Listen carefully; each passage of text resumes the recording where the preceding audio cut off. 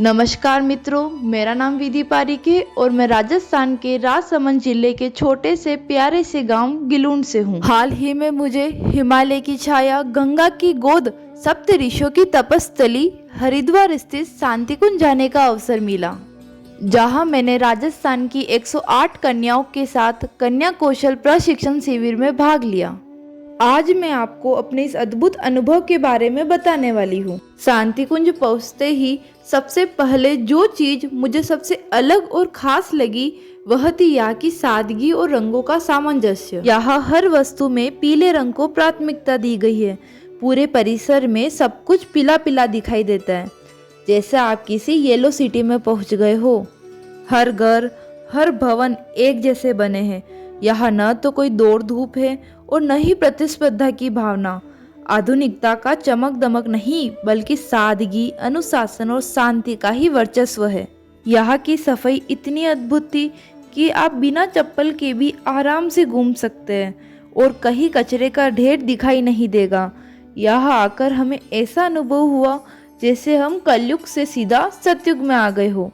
मुझे शांतिकुंज सचमुच एक आदर्श समाज जैसा लगा, जहाँ नागरिकों के लिए रहने की व्यवस्था मुफ्त हो, खाना फ्री हो, इलाज हर व्यक्ति को निःशुल्क उपलब्ध हो और हर जगह सुरक्षा व अनुशासन हो।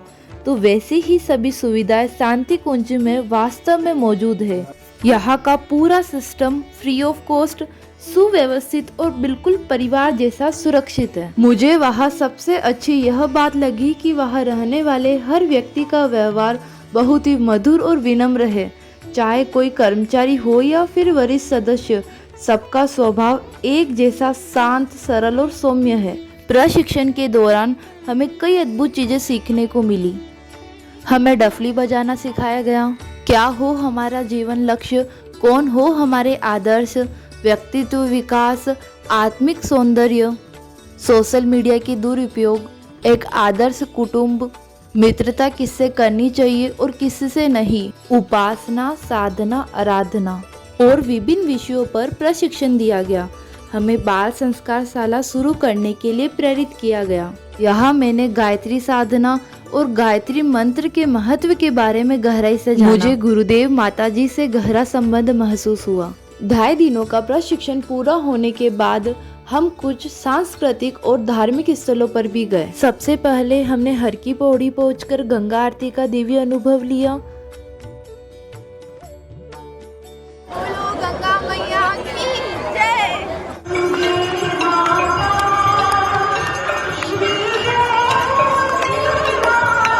गंगे मंगल करनी, जय मां गंगे, हर हर गंगे, जय मां।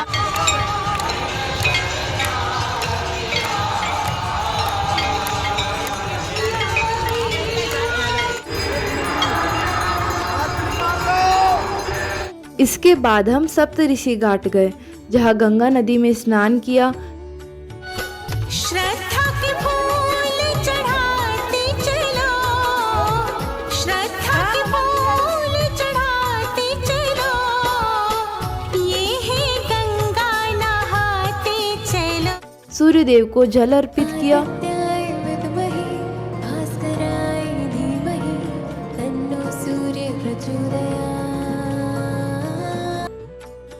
गंगा माँ की पूजा की।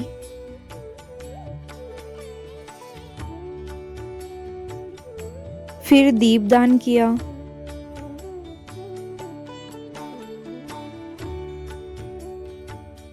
और वही हमने कमल माँ का जन्मदिन भी मनाया, जो हमारे लिए एक यादगार पल रहा।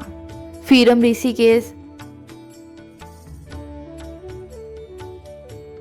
देव संस्कृति महाविद्यालय, ब्रह्मवर्चस्व और गौशाला भी गए। एक खास बात यह भी है कि शांतिकुंज में मिलने वाला लगभग सारा सामान और सामग्री स्वयं शांतिकुंज द्वारा ही निर्मित किया जाता है, चाहे वह खाद्य पदार्थ हो, उपयोगी वस्तु हो या हस्त निर्मित सामग्री। तो यह था मेरा शांतिकुंज का अनुभव। वह एक ऐसा स्थान है जहाँ सादगी, संस्कार, अनुशासन और आध्यात्मिकता एक साथ जीवित महसूस होते हैं।